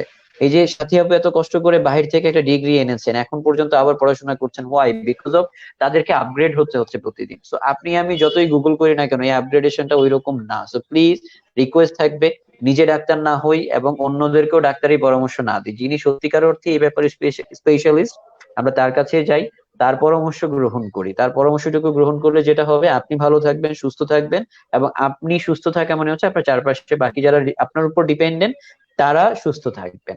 সো রিকোয়েস্ট থাকবে যেন আমরা এই ভুল মেসেজ গুলো না নিই এবং ভুল মেসেজ গুলোর জন্য ক্যারি ফরওয়ার্ড না করি, এটা রিকোয়েস্ট থাকবে সবার কাছে আজকে যারা শুনছেন। সো আপু আমরা অলমোস্ট একেবারেই বলা যায় যে আসলে এত বেশি আলোচনার ভিতরে ডুবে আছি, 1 ঘন্টা কখন যে পার করে ফেলেছি বুঝতেই পারছিলাম না। সো আমি আরেকটু কিছু সময় নিব, কারণ কিছু কিছু প্রশ্ন আমার রয়েই গেছে, এগুলো আসলে না করলে একেবারে অন্যায় হবে। সেটা হচ্ছে, মনে করেন যদি, যেহেতু সিচুয়েশনটা হচ্ছে করোনারই সময়, ধরে নেন আল্লাহ না করুক, আমি দোয়া করি কারো যেন এই বাজে অবস্থাটা না হয় যে করোনায় আক্রান্ত হয়ে গেছেন, কোভিড-19 তাকে ইনফেক্টেড করেছেন, বাট আমরা পজিটিভলি যদি হয়ে যায়, বাট তাহলে তার জন্য কি কোনো ফুড মানে নিয়ম বা কোনো ধরনের শৃঙ্খলা আছে কিনা যেটা মেনে চলা উচিত, যেটার মাধ্যমে সে কিছুটা সাপোর্ট পেতে পারে? লাইক আমরা মানে প্রচুর পরিমাণে ফেসবুকে বাংলাদেশ এবং ইন্ডিয়াতে আমি দেখতে পাচ্ছি ঘুরে বেড়াচ্ছে, যেটা হচ্ছে যে আমাদের কিছু এই দেশীয় মশলাগুলোর প্রতি দেখা যাচ্ছে যে সবাই একটু মানে ফোকাসড হচ্ছে। গুরুত্ব দিচ্ছে। আদা, জি আদা যেটা একটু আগে আপু বললেন, হলুদ, রসুন, এই জিনিসগুলো যেটা বলছে যে সবাই গুরুত্ব দিচ্ছে, তার পাশাপাশি আপনারা যদি অ্যাড করতে চান যে ওই সময়টাতে আসলে শুধু এই জিনিসটা না, আমি দুইটা প্রশ্ন একসাথেই করছি, এই যে মশলা জিনিসটাকে যেরকম প্রায়োরিটি দিচ্ছে, যেহেতু এটা আমার ফুডেরই একটা অংশ, এটাকে আসলে আমার কতটুকু প্রায়োরিটি দেওয়া উচিত। আরেকটা হচ্ছে যে আমার এই সময়ে যেহেতু আমি আক্রান্ত হয়ে গিয়েছি বা হয়ে যদি যাই, তাহলে আমার কি সংক্রমিত ধরনের হওয়ার ফুড পরে, মানে সংক্রমিত মেনটেন করা হওয়ার উচিত? পরে। রাইট, সংক্রমিত হওয়ার পরে। এটা আসলে সত্যি অনেক গুরুত্বপূর্ণ একটা বিষয়, কারণ এখন আমরা যে সিচুয়েশনে আছি তাতে আমাদের প্রত্যেকেরই ঘরে বা ঘরের পাশে যে কেউ না কেউ হয়তো আক্রান্ত ব্যক্তি আছে। এখন দুটো ট্রু। বিষয় এখানে। আম, আমি যে দুটো গাইডলাইন সবচেয়ে বেশি মানে এখন দেখছি বা গুরুত্ব দিচ্ছি, দুটো গাইডলাইন, একটা হচ্ছে একেবারে ডিরেক্ট চায়না থেকে এসছে, যেটা আমাদের হসপিটালে আমার কাছে এসছে, সেটা হচ্ছে চাইনিজ হ্যান্ডবুক অফ কোভিড-19 প্রিভেনশন এন্ড ট্রিটমেন্ট। এখানে রাইট। নিউট্রিশনটাকে ওরা সেকেন্ড এমফাসিস দিয়েছে। দ্যাট মিনস মেডিসিনের পরেই কিন্তু হচ্ছে আপনার ওরা বলেছে হচ্ছে নিউট্রিয়েন্ট গুলোকে বা নিউট্রিশনটাকে এমফাসিস দিতে। মেডিসিন গুলো ওকে। কি করছে, তারা করছে সিমটোমেটিক ট্রিটমেন্ট। এটা কিন্তু করোনার জন্য কোনো ডেডিকেটেড মেডিসিন আছে তা নয়। ধরেন আপনার রাইট। শ্বাসকষ্ট হচ্ছে, শ্বাসকষ্টের ওষুধ দিচ্ছে। আপনার হয়তো হুম হুম। রানি নোজ আছে, সেই জন্য আপনাকে মানে অ্যান্টি হিস্টামিন যেগুলো সেগুলো দিচ্ছে, বা জ্বর আছে জ্বরের ওষুধ দিচ্ছে। সো নিউট্রিশনটা আপনি কিভাবে মেনটেইন করবেন? যারা ধরেন মিডিয়াম পর্যন্ত বা সিভিয়ার সিমটোম্যাটিক না, তারা তো বাসায় থাকবে। বাসায় থাকলে ডেফিনেটলি অ্যাবসলিউটলি। তাদেরকে হাই প্রোটিন, ইজি ডাইজেস্টেবল এই টাইপের খাবার খেতেই হবে। এবং আরেকটা বিষয়, যারা আক্রান্ত তারা তো আইসোলেটেড থাকবে, তারা তো ফ্যামিলি মেম্বারসদের ট্রু সাথে থাকবে না। তো তারা ট্রু। কিন্তু একটু মানসিক ভাবেও ভেঙে পড়বে, যে তাদের মধ্যে মানসিক ভাবে ভেঙে পড়ার কারণে খাবারের খাওয়ার ইচ্ছা বা চাহিদাটাও কিন্তু কিছুটা কমে যাবে। সো তাদেরকে আপনার মাথায় রাখতে হবে যে ক্যালোরি এবং হচ্ছে আপনার নিউট্রিয়েন্ট ডেন্স ফুড, যাতে অল্প খেলেও সে তার ফুল নিউট্রিয়েন্ট গুলো ব্যালেন্স করতে পারে, এরকম খাবার দিতে হবে। পাশাপাশি এই যারা হসপিটালাইজড আছেন, হসপিটালাইজড যারা থাকবেন তাদের জন্য আমরা যারা ক্লিনিক্যাল ডায়েটিশিয়ান আছি, আমরা তো মানে একেবারেই কাজ করেই যাচ্ছি, একদম ফ্রন্ট এন্ডে এসে কাজ করছি তাদের জন্য। আর যারা বলছি যারা বাসায় আছেন, তাদের কাছে আমার রিকোয়েস্ট, তাদের ফ্যামিলি মেম্বারদের কাছ থেকে আইসোলেটেড আছেন, সো মানসিক ভাবে ভেঙে পড়া যাবে না। এটা এমন কোনো বিষয় না যেখান থেকে আমরা বেরিয়ে আসতে পারবো না, ডেফিনেটলি পারবো। আপনি ইজি ডাইজেস্টেবল, মানে যে খাবারগুলো খেলে সহজে হজম হয় এবং এটাতে প্রোটিনের পরিমাণ বেশি আছে, ভিটামিন সি আছে, জিঙ্ক আছে, এই খাবারগুলো আপনি অবশ্যই খাবেন। মেজর মিলের মধ্যে এগুলোকে ইনক্লুড করবেন। স্ন্যাক্স হিসেবে এমন কিছু রাখবেন, যেমন বাদাম রাখতে পারেন স্ন্যাক্সে, খেজুর রাখতে পারেন, কিশমিশ রাখতে পারেন। এই খাবারগুলো কিন্তু কন্টেইনারে করে রেখে দেওয়া যায়। সো এটা আপনি একটা কন্টেইনারে রেখে পেশেন্টের যে রুমটা আলাদা করেছেন সেখানে রেখে দিতে পারেন। সো আপনার কিন্তু বারে বারে কন্ট্যাক্টে আসার দরকার নেই ফ্যামিলি মেম্বারদের সাথে। সো ওখানে একটা আপনার সোশ্যাল ডিস্টেন্সিং কিন্তু আপনি ফুডের থ্রুতেই মেনটেইন করতে পারছেন। ড্রাই খাবার যেগুলো আছে, যেমন ধরেন বিস্কিট আছে, প্যাকড কেক আছে, এই জিনিসগুলো কিন্তু আপনারা পেশেন্টের রুমে রেখে দিতে পারেন। এটা আপনার জন্য ইজি হবে।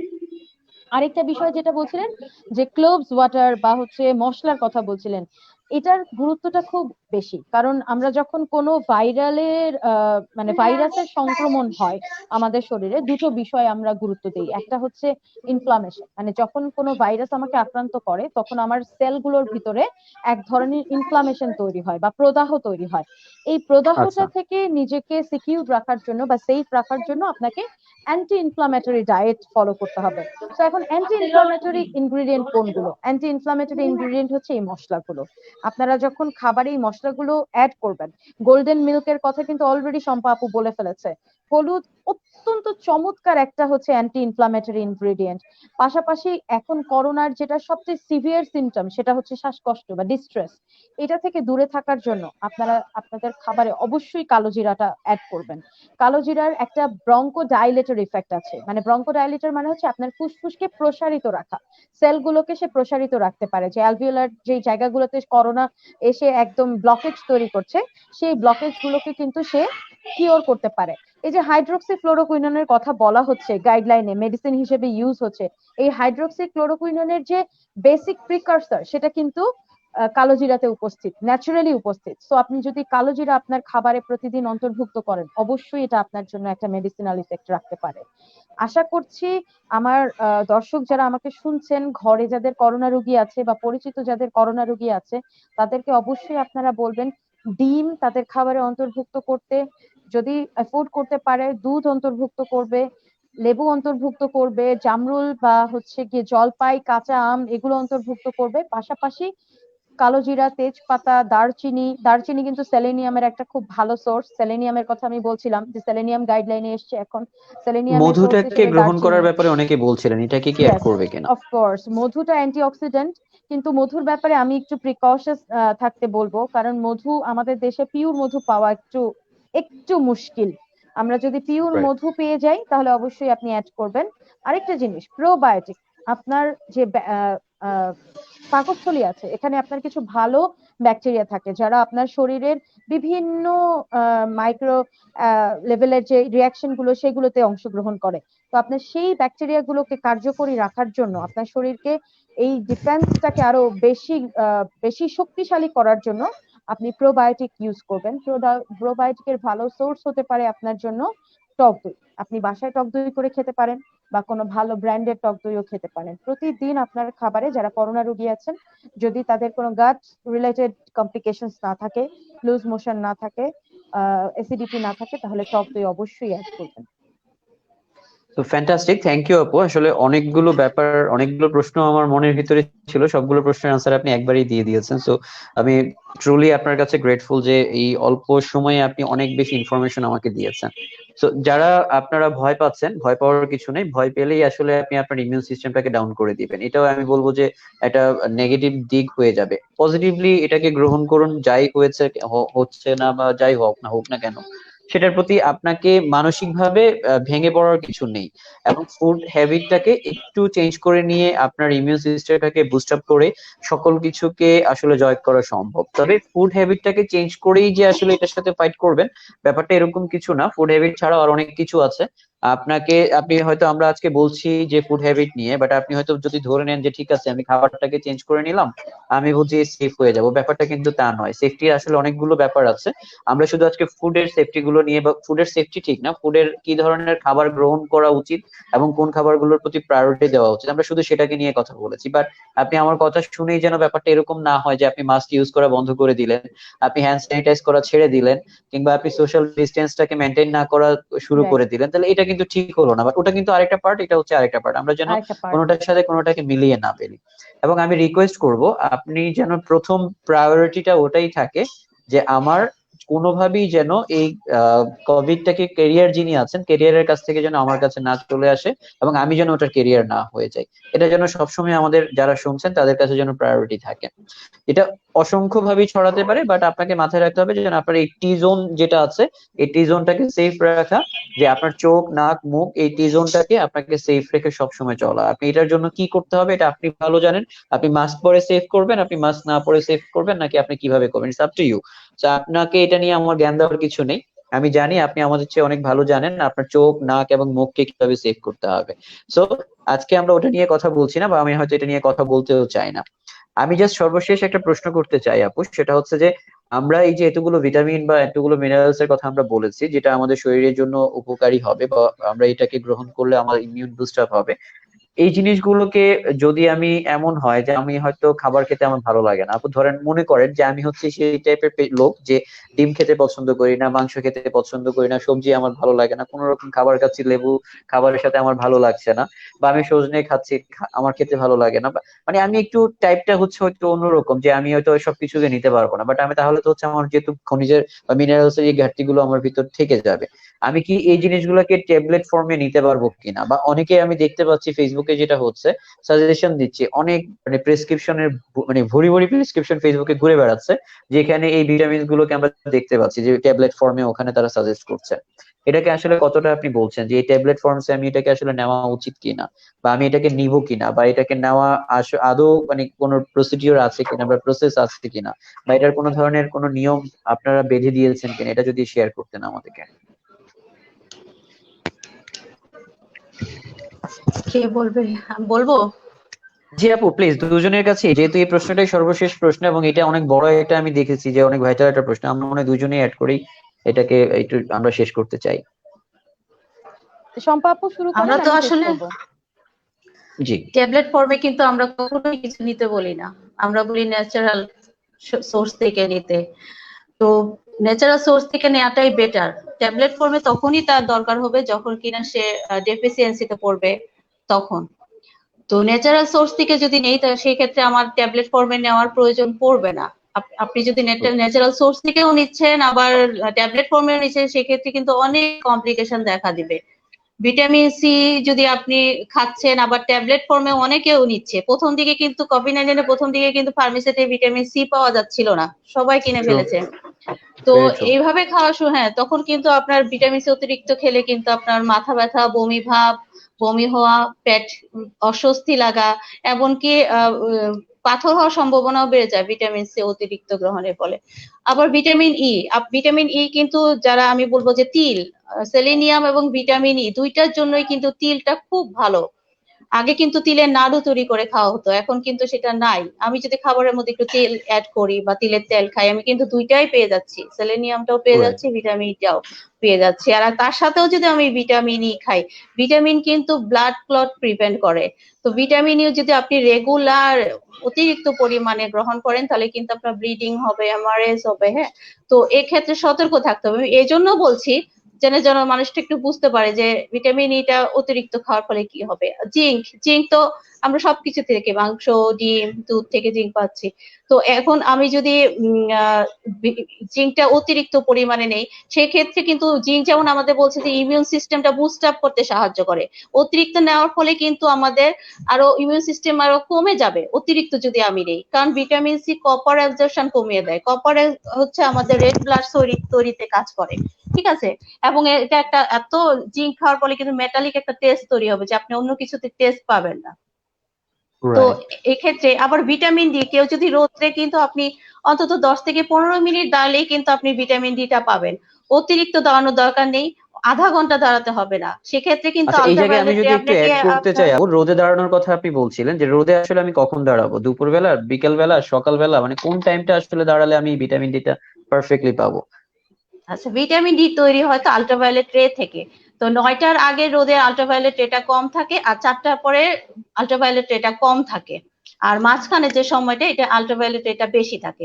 আবার অতিরিক্ত আল্ট্রাভায়োলেট রে কিন্তু আমাদের স্কিন ক্যান্সারের জন্য দায়ী, এটাও কিন্তু একটু মাথায় রাখতে হবে। এখন রোগ প্রতিরোধ ক্ষমতা বাড়াতে এখন যদি আমি সারাক্ষণ রোদে দাঁড়িয়ে থাকি, সেটা কিন্তু আবার খারাপ হয়ে গ্রহণযোগ্য দাঁড়াবে। হবে না। হ্যাঁ, তখন True. কিন্তু আবার আপনার মাথা ব্যথা, অরুচি, মানে অস্বস্তিতে পড়ে যাবেন ভিটামিন ডি, এবং হাইপার ক্যালসিমিয়া দেখা দিবে।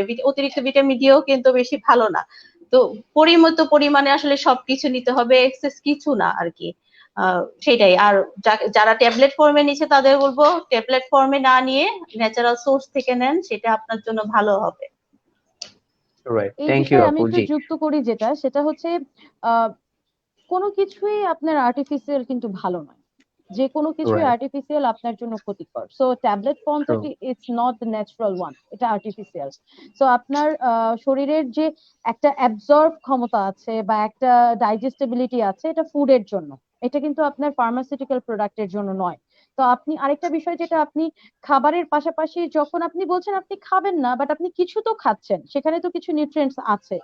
এর সাথে যখন আপনি ট্যাবলেট ফর্মে আপনার সাপ্লিমেন্ট গুলো নিচ্ছেন, তখন আপনার ন্যাচারাল যে সোর্স গুলো থেকে আপনি ভিটামিন মিনারেলস গুলো পাচ্ছিলেন, সেগুলো অ্যাবজর্ব হবে না।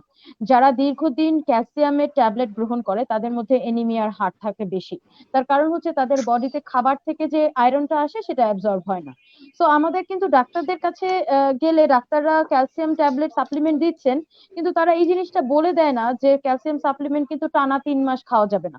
1 মাস খাওয়ার পরে সেটা আপনাকে বাদ দিতে হবে 15 থেকে 20 দিনের জন্য। তারপরে আপনি আবার শুরু করতে পারেন। তাহলেই কিন্তু আপনার আয়রন ডেফিসিয়েন্সি এনিমিয়াটা হবে না। আবার আরেকটা বিষয়, আমাদের রোগীদেরকে আমরা দেখি খাবারের পরেই ট্যাবলেট সব একসাথে নিয়ে বসে। মেজর মিল নিল, তারপরে ট্যাবলেট গুলো ভাঙছে, পানি দিয়ে গিলে ফেললো। সাপ্লিমেন্ট গুলো কখনোই মেজর মিল বা আপনি যে মিলটা নিচ্ছেন সেই মিলের পরে কনজিউম করা যাবে না।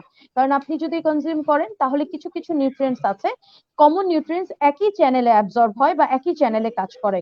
তখন কি হবে, দুইজনে মিলে করবে মারামারি, কোনোটাই আপনার কাজে আসবে না। সো ন্যাচারাল সোর্স থেকে খাবারগুলো আপনারা গ্রহণ করবেন, আমি এটা সবাইকে রিকোয়েস্ট করব। আরেকটা জিনিস রিকোয়েস্ট করব, কোনো কিছুই এক্সেসিভ আপনার জন্য ভালো নয়। আপনি দুধ বলেন, ডিম বলেন, চা বলেন, যাই বলেন, বেশি প্রয়োজনের তুলনায় বেশি কিন্তু আপনার জন্য ক্ষতির কারণই হবে।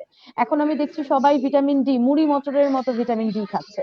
মুড়ি মটরের মতো ভিটামিন ডি খেয়ে আপনি কিন্তু আপনার কার্ডিয়াক অ্যারিথমিয়া বাড়াবেন।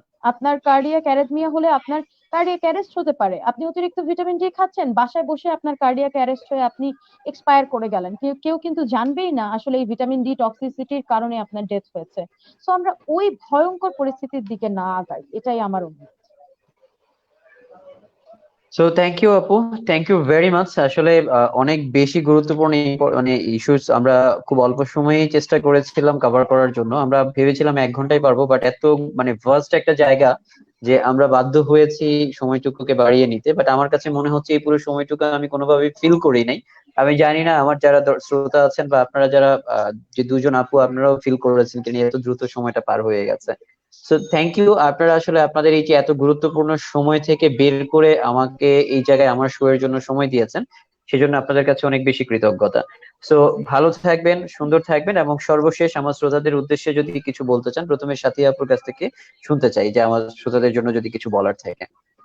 দর্শক, আজকে আমরা পুরোটা সময় জুড়েই শুধু ইমিউন সিস্টেম ডেভেলপমেন্টের কথা বলেছি, নিউট্রিয়েন্ট লেভেলগুলো ঠিক রাখার কথা বলেছি, কিন্তু পাশাপাশি আপনার সোশ্যাল ডিস্টেন্স মেনটেন করা, অপ্রয়োজনীয় ভাবে রাস্তায় ঘোরাফেরা না করা, আপনার হ্যান্ড হাইজিন মেনটেন করা, হাঁচি কাশির যে একটা এটিকেট আছে সেটা মেনটেন করা, মাস্ক ইউজ করা, ইটস মোস্ট ইম্পর্টেন্ট। আপনি ক্যারিয়ার হয়ে যাতে নিজে আক্রান্ত না হন, আপনার পরিবারকে আক্রান্ত না করেন, সেই দিকে অবশ্যই নজর দিতে হবে। আমি বলবো প্রত্যেকটা পরিবারে একজনকে মুখ্য লিডার হিসেবে ভূমিকা পালন করতে হবে, যে তার পরিবারে এই ব্যাপারগুলো মেনটেন করবে। নিউট্রিয়েন্ট গুলো আমরা জানিয়ে যাচ্ছি বারে বারে কোনগুলো আপনাদের সহযোগী হিসেবে বা সহযোদ্ধা হিসেবে আপনার শরীরে কাজ করবে। পাশাপাশি যে স্বাস্থ্য বিধি মেনে চলার কথা বলা হচ্ছে, প্লিজ প্লিজ এই ব্যাপারটাতে আপনারা গুরুত্ব আরোপ করেন। ধন্যবাদ। জি, আমরা দুজনে আসলে খাবার সম্পর্কে অনেক কিছু বলেছি। আসলে খাবারের সাথে সাথে কিন্তু পর্যাপ্ত ঘুম, মানে 6 থেকে 7 ঘন্টা, মিনিমাম 6 ঘন্টা ঘুমের দরকার।